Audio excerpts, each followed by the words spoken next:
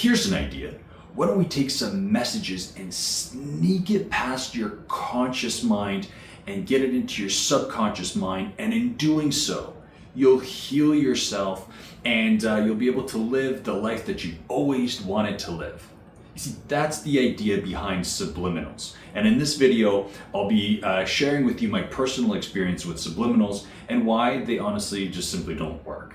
You see, subliminals is these audio files and these visual effects that basically use some form of affirmations or commands mixed in with this music in such a way, and music such as like nature sounds, ambient noise, brown and white noise, those kinds of files. And it's designed in such a way to send the affirmations and commands in such a way that your conscious mind does not pick up on it, and it bypasses that and goes to your subconscious. And by repeating that over and over again, you're eventually going to start believing this, believing a new set of beliefs, or it's going to influence that particular area. You see, I've spent the last probably, I think, 15 years of my life, that's going through high school, going through university, and a decade through my engineering career, listening to meditation music, listening to white noise music, listening to brown noise music, listening to all kinds of working music that helps you focus and align yourself.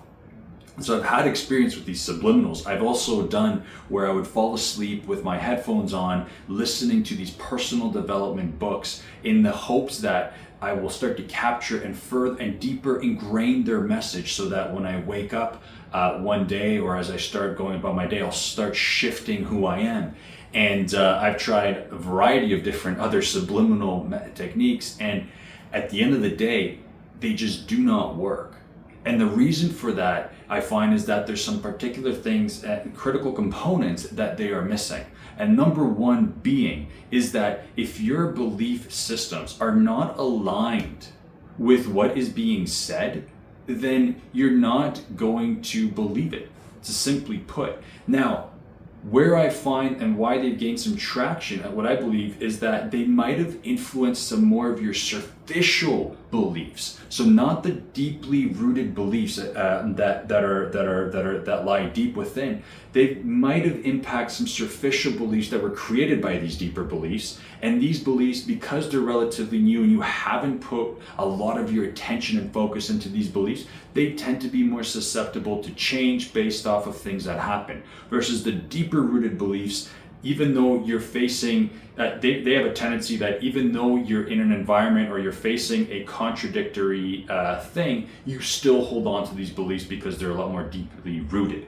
And so I find that maybe these subliminals might impact a little bit and sway a little bit of those beliefs, their superficial ones, to give you the appearance that you're shifting and you're changing. And maybe you do change one of those or two of those beliefs. But if you have these deeper rooted beliefs, they're just only going to create more of those beliefs, if not the same beliefs, at a later date, or they're going to morph that belief into a different sort of set of beliefs that's still going to be the same thing.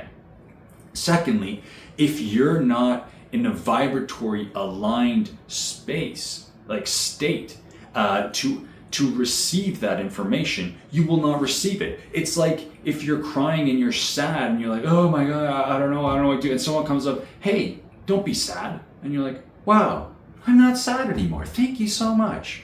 And if you're not in that state, you're not going to receive that particular information. And so no amount of these words is going to actually work, because our subconscious tends to work more on emotion rather than logic.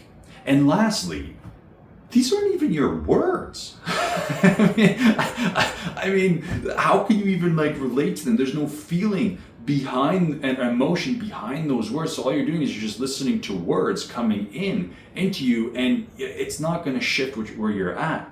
So if you're truly looking to shift, it's actually addressing those particular things. Get into the vibratory state, the energetic state that you're looking to accomplish. Tap into that and then you'll start to attract that particular thing.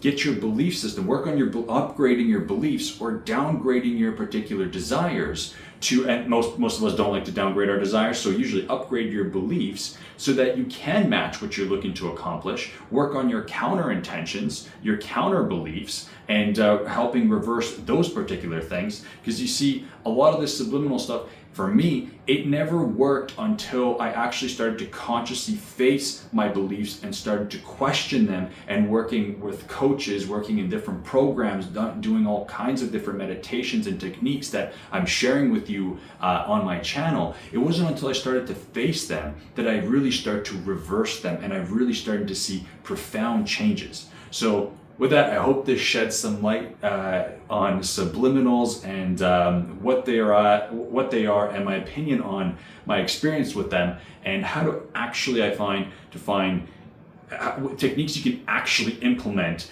to see changes in your life. So with that, take care, and see you in the next video. Peace.